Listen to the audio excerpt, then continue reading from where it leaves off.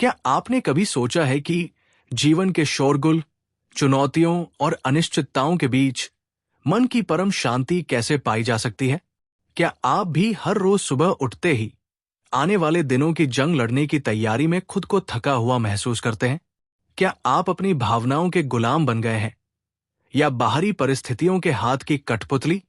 अगर इन सवालों ने आपके दिल को छुआ है तो ठहरिए, क्योंकि आज हम एक ऐसे व्यक्ति की यात्रा पर निकलने वाले हैं जिसने दुनिया के सबसे शक्तिशाली साम्राज्य का नेतृत्व किया, जिसने हर पल युद्ध, षड्यंत्र और व्यक्तिगत दुखों का सामना किया, लेकिन फिर भी अपने भीतर एक अटूट शांति का महल बनाया। हम बात कर रहे हैं मार्कस ऑरेलियस, रोम के सम्राट और एक महान दार्शनिक, और उनकी अमर कृति है मेडिटेशंस। ये सिर्फ एक किताब नहीं है दोस्तों, ये एक मार्गदर्शिका है, एक रणभूमि का नक्शा है जो आपको अपनी जिंदगी की जंग जीतने में मदद करेगा। यह आपको सिखाएगी कि कैसे अपने मन को नियंत्रित करें, परिस्थितियों को स्वीकार करें और एक सार्थक जीवन जिए। संगीत थोड़ा और गहरा होता है। स्क्रीन पर मेडिटेशंस किताब की छवि उभरती है। Anchor voice over. कल्पना कीजिए, एक आदमी जो दुनिया के सबसे ताकतवर साम्राज्य का सम्राट है, उसके कंधे पर करोड़ों लोगों की जिम्मेदारी है। सीमा पर लगातार युद्ध चल रहे हैं, उसके अपने प्रियजन उसे छोड़कर जा रहे हैं, बीमारियां उसका पीछा कर रही हैं। लेकिन इन सबके बावजूद वो हर रात अपनी डायरी में कुछ ऐसे विचार लिखता है जो न केवल उसे शांत रहने में मदद करते हैं, बल्कि आज 2000 साल बाद भी हमें राह दिखा रहे हैं। ये उसके निजी विचार थे, कभी प्रकाशित होने के लिए नहीं लिखे गए थे, लेकिन आज ये मानवता के लिए एक अमूल्य धरोहर है। मेडिटेशंस कोई कोरी दार्शनिक बातें नहीं है, ये एक योद्धा का चिंतन है, एक शासक का आत्मविश्लेषण है, एक इंसान का अपने अस्तित्व से संवाद है। ये स्टोइक दर्शन का निचोड़ है जो हमें सिखाता है कि कैसे अपने नियंत्रण में चीजों पर ध्यान केंद्रित करें और जो हमारे नियंत्रण में नहीं है उसे स्वीकार करें। आइए इस ज्ञान के सागर में गोता लगाते हैं और मार्कस ऑरेलियस के सबसे महत्वपूर्ण सबकों को समझते हैं जो आपके जीवन को हमेशा के लिए बदल सकते हैं।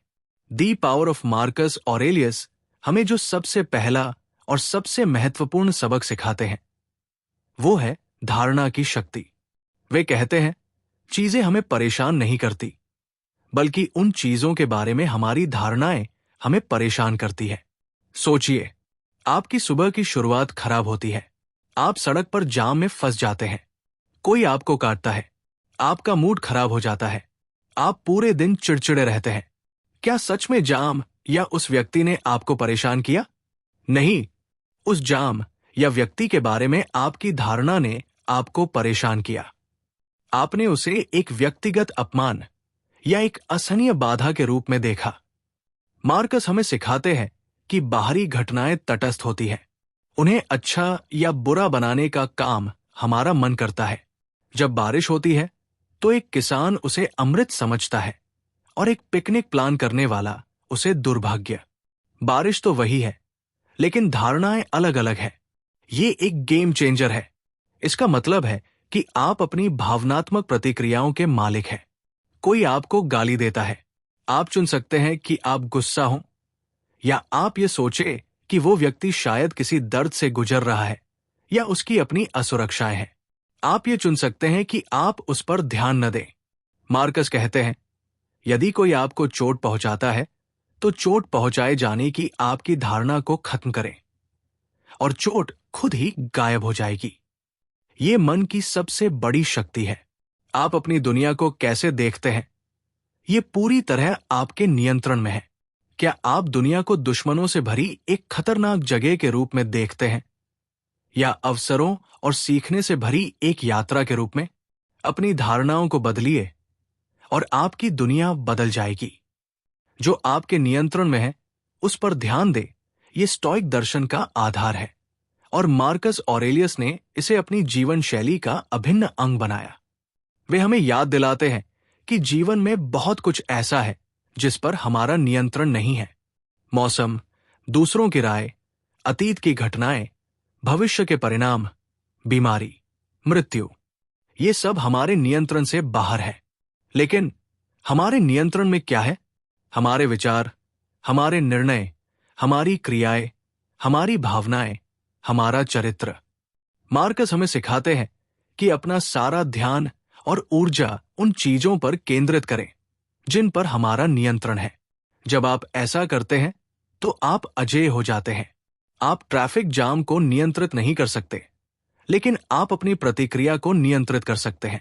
आप चुन सकते हैं कि आप गुस्सा हो या आप उस समय का उपयोग पॉडकास्ट सुनने, चिंतन करने या बस शांति से बैठने में करें। आप किसी और के व्यवहार को नियंत्रित नहीं कर सकते। यदि कोई आपको धोखा देता है तो आप उस पर नियंत्रण नहीं कर सकते थे, लेकिन आप ये नियंत्रित कर सकते हैं कि आप उस घटना पर कैसे प्रतिक्रिया दें, आप उस व्यक्ति को माफ करें या नहीं, और आप अपने भविष्य में कैसे आगे बढ़े। ये सबक हमें चिंता और तनाव से मुक्ति दिलाता है। हम अक्सर उन चीजों के बारे में चिंता करते रहते हैं जो हमारे हाथ में नहीं है, और इस चिंता में हम उन चीजों को नजरअंदाज कर देते हैं जिन पर हम वास्तव में कार्य कर सकते हैं। मार्कस हमें कहते हैं, अपने आप को बाहरी चीजों से परेशान होने से बचाओ। अपने आंतरिक गढ़ को मजबूत करो। अपने सिद्धांतों पर अडिग रहो। यह आपको शक्तिहीनता के जाल से बाहर निकालता है और आपको अपने जीवन का सच्चा स्वामी बनाता है। मृत्यु की अनिवार्यता को स्वीकार करें। यह शायद सबसे कठिन लेकिन सबसे मुक्तिदायक सबक है। मार्कस ऑरेलियस बार बार खुद को मृत्यु की अनिवार्यता की याद दिलाते हैं। वे कहते हैं, तुम कभी नहीं जान सकते कि तुम कब मरोगे, इसलिए हर पल ऐसे जियो जैसे वह तुम्हारा आखिरी हो। अब यह सुनकर निराशावादी लग सकता है, लेकिन मार्कस का इरादा बिल्कुल विपरीत था। मेमेंटो मोरी, मृत्यु को याद रखो का दर्शन हमें हताश नहीं करता, बल्कि हमें जीवन को और अधिक तीव्रता और उद्देश्य के साथ जीने के लिए प्रेरित करता है। जब हम ये याद रखते हैं कि हम नश्वर हैं, तो छोटी छोटी शिकायतें, तुच्छ झगड़े और अनावश्यक चिंताएं फीकी पड़ जाती है। क्या आप अपना सीमित समय सोशल मीडिया पर दूसरों की जिंदगी देखकर बर्बाद करना चाहेंगे, या उस काम को टालते रहना चाहेंगे जिसे आप हमेशा से करना चाहते थे? मृत्यु का विचार हमें प्राथमिकताएं तय करने में मदद करता है। ये हमें ये सोचने पर मजबूर करता है, क्या ये सचमुच मायने रखता है? क्या मैं अपना समय उन चीजों पर खर्च कर रहा हूं जो मेरे लिए सबसे महत्वपूर्ण है? क्या मैं आज एक अच्छा इंसान बनकर जी रहा हूं? मार्कस ऑरेलियस ने खुद को बार बार याद दिलाया कि वो एक सम्राट होते हुए भी एक इंसान है, और एक दिन उसका भी अंत होगा। ये विनम्रता उन्हें और अधिक प्रभावी शासक बनाती थी और उन्हें अपने कर्तव्य के प्रति अधिक समर्पित रहने में मदद करती थी। मृत्यु कोई दुखद अंत नहीं, बल्कि जीवन को प्राथमिकता देने का एक शक्तिशाली अनुस्मारक है। ये हमें आज, अभी, इसी पल को पूरी तरह से जीने की प्रेरणा देता है। नया खंड शुरू। संगीत थोड़ा बुलंद और उत्साहजनक। दृश्यों में लोग एक साथ काम करते हुए या प्रकृति में सद्भाव दिखाते हुए। कर्तव्य और समुदाय। आधुनिक दुनिया अक्सर हमें अत्यधिक व्यक्तिवादी बनने के लिए प्रोत्साहित करती है, जहां मैं ही सर्वोपरि होता है। लेकिन मार्कस ऑरेलियस एक स्टोइक होने के नाते हमें एक गहरे, अधिक सार्थक दृष्टिकोण की ओर ले जाते हैं। हम सब एक बड़े ब्रह्मांडीय नाटक के अंग हैं, और हमारा कर्तव्य सिर्फ अपने प्रति नहीं, बल्कि पूरे समुदाय और मानवता के प्रति है। वे कहते हैं, हम एक दूसरे के लिए बने हैं, जैसे हाथ, पैर, पलकें, ऊपरी और निचले जबड़े। जिस तरह शरीर के हर अंग का अपना कार्य होता है और वे एक साथ काम करते हैं, वैसे ही हम भी समाज के अंग हैं, और हमारा कर्तव्य है कि हम एक दूसरे की मदद करें और सामूहिक भलाई में योगदान दें। ये केवल महान बलिदानों की बात नहीं है, ये हर दिन छोटे छोटे तरीकों से अच्छा बनने की बात है। अपने पड़ोसी की मदद करना, अपने सहकर्मी के प्रति दयालु होना, अपने समुदाय के लिए स्वयं सेवा करना, ईमानदारी से अपना काम करना, ये सभी कर्तव्य के कार्य हैं। मार्कस ऑरेलियस एक सम्राट के रूप में हमेशा अपने लोगों की भलाई को सर्वोपरि रखते थे। वे समझते थे कि उनकी व्यक्तिगत खुशी उनके साम्राज्य की भलाई से अविभाज्य है।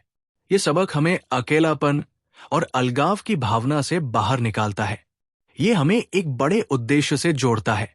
जब हम दूसरों की सेवा करते हैं तो हमें एक गहरी संतुष्टि मिलती है जो केवल अपने लिए जीने से कभी नहीं मिल सकती। ये हमें मानवता नामक विशाल परिवार का एक सक्रिय सदस्य बनाता है। हर चीज की क्षणभंगुरता मार्कस ऑरेलियस हमें लगातार याद दिलाते हैं कि सब कुछ बदलता है, सब कुछ क्षणभंगुर है। जीवन में कोई भी चीज स्थायी नहीं है। न सुख, न दुख, न सफलता, न असफलता, न हमारा शरीर, न हमारा नाम। वे कहते हैं, थोड़े समय में तुम कुछ भी नहीं होगे और कहीं भी नहीं होगे और कोई भी तुम्हें याद नहीं करेगा। ये कोई डराने वाली बात नहीं है, बल्कि ये एक गहरी सच्चाई है जो हमें दो महत्वपूर्ण तरीकों से मदद करती है। दुख से मुक्ति। जब हम किसी नुकसान या दुख का सामना करते हैं तो ये याद रखना कि ये भी बीत जाएगा हमें धीरज देता है। हमारी परेशानियां, हमारे संघर्ष, हमारी निराशाएं, ये सब अस्थायी है। हमें उन्हें पकड़ कर रखने की जरूरत नहीं है। अहंकार से मुक्ति। जब हम सफल होते हैं या हमें प्रशंसा मिलती है तो ये याद रखना कि ये भी क्षणभंगुर है, हमें विनम्र रखता है। हमारा नाम, हमारी प्रसिद्धि, हमारी उपलब्धियां, ये सब समय के साथ धूल में मिल जाएंगी। तो फिर इतना अहंकार किस बात का? ये हमें वर्तमान क्षण में जीने में मदद करता है। यदि सब कुछ क्षणभंगुर है तो हमें हर पल का अधिकतम लाभ उठाना चाहिए, चाहे वो खुशी का पल हो या सीखने का। हमें अपने अनुभव को पूरी तरह से जीना चाहिए, बिना अत्यधिक लगाव या अत्यधिक भय के। ये सबक हमें संसार की प्रकृति को समझने में मदद करता है और हमें एक स्थिर आंतरिक शांति की ओर ले जाता है, जहां हम बदलते हुए प्रवाह के साथ बहना सीखते हैं, न कि उससे लड़ने की कोशिश करते हैं। अपने भीतर के सम्राट को जगाओ। तो क्या ये केवल रोम के एक प्राचीन सम्राट के लिए थे ये सबक? बिल्कुल नहीं। मार्कस ऑरेलियस ने हमें यह सिखाया कि हम सभी के भीतर एक सम्राट होता है, एक ऐसा हिस्सा जो परिस्थितियों से ऊपर उठ सकता है, अपनी भावनाओं को नियंत्रित कर सकता है और विवेक से कार्य कर सकता है। ये मेडिटेशंस सिर्फ एक किताब नहीं है, ये एक दर्पण है।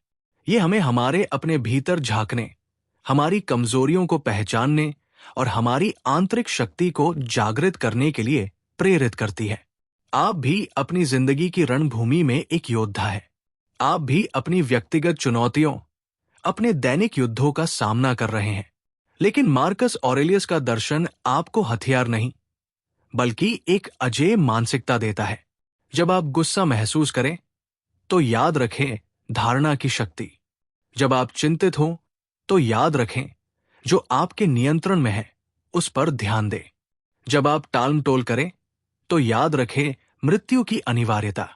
जब आप अकेला महसूस करें तो याद रखें कर्तव्य और समुदाय। जब आप किसी चीज से चिपके रहें तो याद रखें हर चीज की क्षणभंगुरता। अपने जीवन में मेडिटेशन को कैसे लागू करें, ये ज्ञान केवल पढ़ने या सुनने के लिए नहीं है दोस्तों, ये जीने के लिए है। तो आप इसे अपने दैनिक जीवन में कैसे शामिल कर सकते हैं? सुबह का चिंतन। हर सुबह कुछ मिनट मार्कस ऑरेलियस के विचारों पर चिंतन करें। अपनी डायरी में लिखें कि आज आप किन सिद्धांतों को लागू करेंगे। खुद से पूछें, आज मैं अपने नियंत्रण में क्या कर सकता हूं? छोटी छोटी असुविधाओं को स्वीकार करें। जब कोई छोटी असुविधा हो, जैसे देरी, भीड़ आदि, तो स्टोइक सिद्धांत का अभ्यास करें।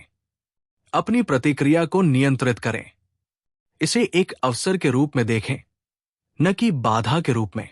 मृत्यु का स्मरण कभी कभी खुद को याद दिलाएं कि आपका समय सीमित है। यह आपको प्राथमिकताएं तय करने और जीवन को पूरी तरह से जीने के लिए प्रेरित करेगा। सेवा भाव। हर दिन किसी न किसी रूप में दूसरों की मदद करने का प्रयास करें। यह केवल एक बड़ा काम नहीं होना चाहिए, एक छोटी सी दयालुता भी काफी है। ज्ञान की भूख। मेडिटेशंस को बार बार पढ़ें, हर बार आपको कुछ नया सीखने को मिलेगा।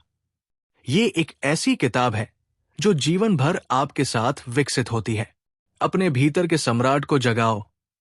मार्कस ऑरेलियस ने हमें सिखाया कि जीवन एक नदी की तरह है जो लगातार बहती रहती है। हम उस प्रवाह को रोक नहीं सकते, लेकिन हम अपनी नाव को समझदारी से चलाना सीख सकते हैं। उन्होंने हमें याद दिलाया कि हमारी सच्ची शक्ति बाहरी दुनिया में नहीं, बल्कि हमारे अपने भीतर निहित है।